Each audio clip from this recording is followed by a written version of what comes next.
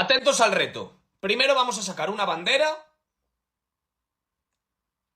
Portugal, ¿vale? Venga, y ahora hay que sacar 10 jugadores portugueses que hayan jugado en los equipos que nos van saliendo. Portugués en el Dortmund, Guerreiro, por ejemplo, Rafa Guerreiro. Vale, portugués en el PSG, Vitinha. Muy fácil esa, demasiado fácil. Portugués en el Barça, Figo. Venga. Portugués en el City, vamos a meter a Rubén Díaz, por ejemplo, ¿vale? Portugués en el Betis, a ver, portugués en el Betis, que no es nada difícil, ¿eh? Rui Silva, el portero, vale, Rui Silva. Portugués Barça otra vez, esta vez metemos a Deco. Deco, vale. Portugués del Liverpool.